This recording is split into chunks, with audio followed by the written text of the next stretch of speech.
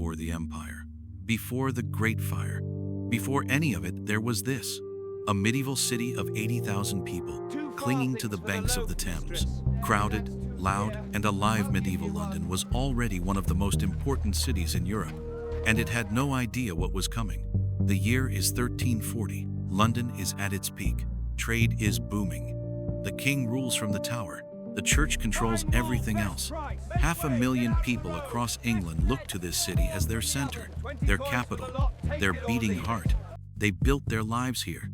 They raised their families here. They had no way of knowing that within a decade, half of them would be gone.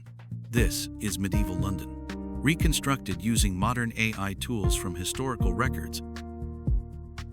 We are going to walk its streets, see its landmarks, and understand the world that existed before the plague changed everything forever.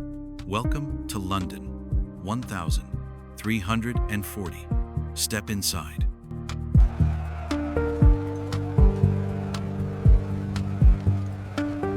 Medieval London streets were not built. They grew, organically, chaotically, with no plan and no mercy for anyone trying to move through them quickly. The upper floors of buildings jutted outward over the street below. In some lanes, neighbors on opposite sides could lean out their windows and shake hands. Every street was a market. Every corner was a transaction. London ran on commerce, and commerce ran on noise. The streets themselves were open sewers. Waste from homes, workshops, and animals mixed freely in the mud. The smell was something visitors never forgot. After dark, London belonged to a different city entirely. No street lighting, no law enforcement. The narrow lanes became genuinely dangerous after sunset. Mind the hay! Coming through. London was a walled city. 7 great gates controlled every entrance and exit. At nightfall, the gates were locked. The city sealed itself shut. Fire was the constant terror of medieval London. Timber buildings packed this close together. One spark was all it took. Rich and poor lived within yards of each other. A merchant's townhouse might share a wall with a family of 8 sleeping in one room. At dusk, 1,000 cooking fires lit at once. The smoke hung over the city like a permanent cloud, the smell of London visible from miles away. This was the world these people were born into. Loud, filthy, dangerous, and entirely, completely, their home. Every city has one building that says everything about what that city is. In medieval London, that building was this: the Tower of London. Built by William the Conqueror in 1078, it had already stood for over 250 years by the time our story begins. Every stone soaked in power and blood. It was a fortress, a palace, a treasury, and a prison all at once. No single building in England held more power or inspired more fear. Inside these walls, the crown jewels were kept. The royal mint produced England's coins. And somewhere in the dungeons below, enemies of the king quietly disappeared. The tower's dungeons were not a punishment. They were a message. Everyone in London knew what happened to people who were taken inside these walls. The soldiers who guarded the tower were the finest in England. To serve here was an honor. To be imprisoned here was a death sentence in slow motion. From these walls, the king could watch every ship entering London, every merchant, every army. The tower did not just guard the city, it watched it. Ravens have lived at the tower since at least the 1300s. Legend said if they ever left the tower and the kingdom would fall. They are still there today. At night, the tower was the only building in London that never truly went dark. The guards never slept. The prisoners never rested. The ravens never left. Today, you can still walk through these same walls, stand in the same courtyards, look out over the same river. The tower outlasted every king who built upon it.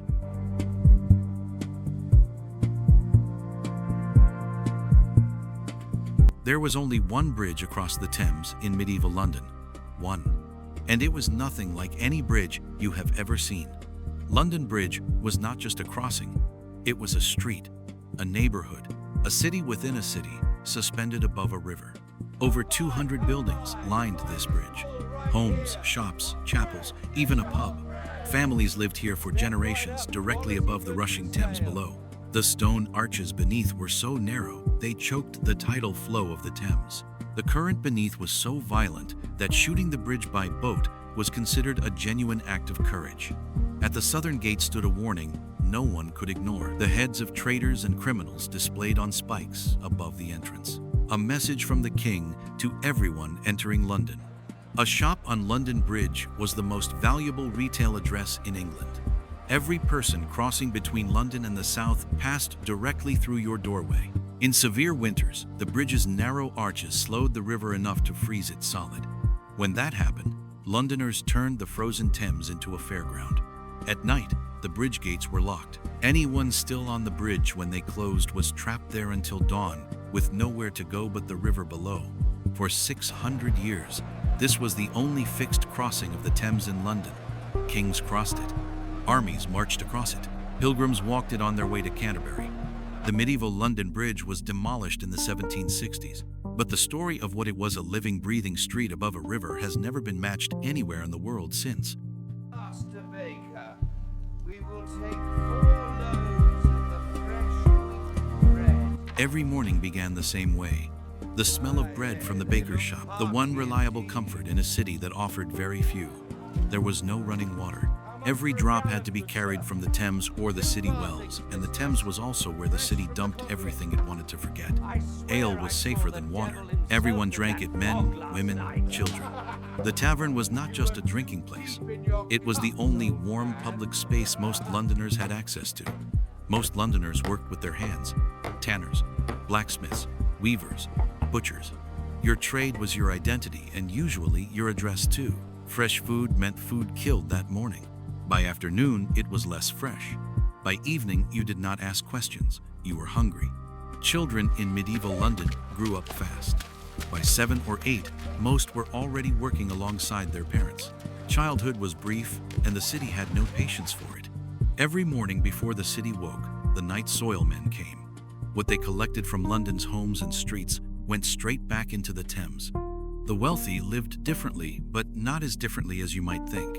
A merchant's greatest luxury was simply having a room to himself. Rich, poor, priest, criminal, all of them shared the same street, breathed the same air, lived within yards of each other. London made no room for separation. This was the rhythm of medieval London. Wake, work, eat, sleep, and do it all again tomorrow. Simple, exhausting, and entirely ordinary. Until 1348, when nothing was ordinary again.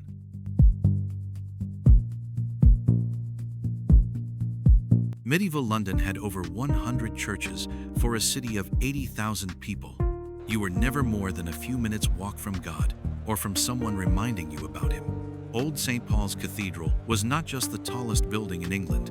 It was the center of London's entire world, religious, political, and commercial all at once. Inside, the church was the one place the noise of the city disappeared. Stone walls, candlelight, Latin prayers, a world completely separate from the mud and chaos outside. The priest spoke in Latin. Most of the congregation understood nothing, but understanding was not the point, presence was.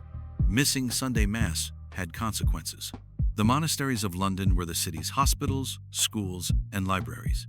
If you were sick, poor, or desperate, the church was often the only place that would help you. Every book in medieval London was written by hand by monks, one page at a time. A single Bible could take a man years to copy.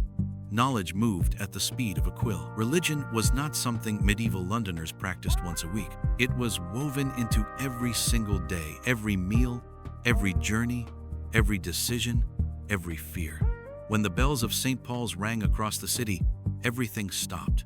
For one moment, every Londoner, rich or poor, heard exactly the same thing.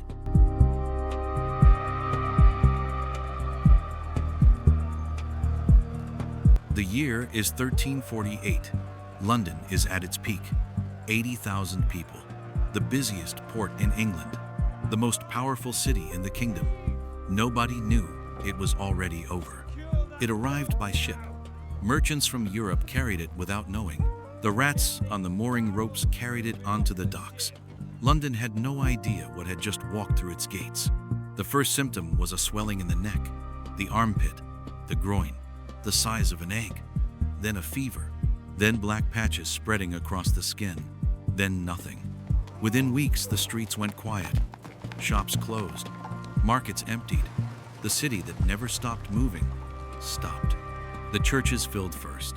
Londoners prayed for an explanation for mercy. The priests had neither to offer. They were dying too. The death carts came at night, collectors moving through silent streets, gathering the dead from doorways and gutters. The bell they rang was the only sound left in London after dark. The churchyards filled within weeks. New burial grounds were opened outside the city walls. Mass graves dug before they were needed, because everyone knew they would be needed. The doctors had no answers. They bled their patients, burned herbs, prescribed prayer. Nothing worked. Many physicians simply fled the city, and no one blamed them. Families locked themselves inside their own homes. A red cross painted on the door meant plague was within. Neighbors walked to the other side of the street and kept walking. Children were left alone when their parents died.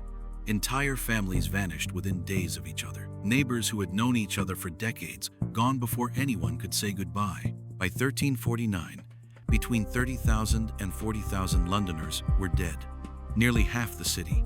Streets that had never been quiet in living memory were silent for months. The Black Death did not destroy medieval London, but it broke something that never fully healed. The city that existed before 1348 never came back. By 1350, the dying had mostly stopped. The survivors stepped back outside into a city that looked the same but felt completely different. Half the merchants were gone, half the craftsmen, half the priests. London was still standing, but it was running on half its people. Entire streets of homes stood empty. Land that had been fought over for generations was now simply there, unclaimed, waiting for whoever wanted it. The survivors discovered something unexpected. They had power now. With half the workforce dead, laborers could demand better wages, and for the first time, the wealthy had no choice but to listen. Every survivor had lost someone: a parent, a child, a neighbor they had known their whole life. Medieval London had no word for the kind of grief that was now everywhere. London did not collapse. It did not surrender. Within a generation, the population began to recover slowly, stubbornly, the way cities always do. The city that came back was not the same city that had existed before. Something had shifted permanently in how Londoners saw power, the church, and each other. 700 years later, London is still here. The tower still stands on the same ground. The Thames still runs beneath where London Bridge once carried an entire neighborhood above it. You can still walk these streets, still stand inside these walls. The stones that watched medieval London survive the Black Death are still here, waiting to be touched. The Thames that medieval Londoners crossed on a bridge lined with homes is the same river running through the city today. Some things in London simply refuse to change. Hidden throughout modern London are pieces of the medieval city: old walls, old foundations, old lanes that still follow the exact paths they cut through the mud 700 years ago. Every city is built on the bones of the city that came before it. Walk London streets today, and somewhere beneath your feet, medieval London is still there. Medieval London was crowded, dangerous, and magnificent. It survived war, fire, and a plague that killed half its people. And it is still here, still growing, still refusing to stop. Pull harder on the left. Mind the bridge. Standing here, looking back at all of this, it's hard not to feel how close the past really is. These streets, these people, this city, they shaped everything that came after. If there's another city, another moment in history you'd like to see brought back to life, let me know in the comments. I'd love to keep building this journey with you. Thank you so much for watching.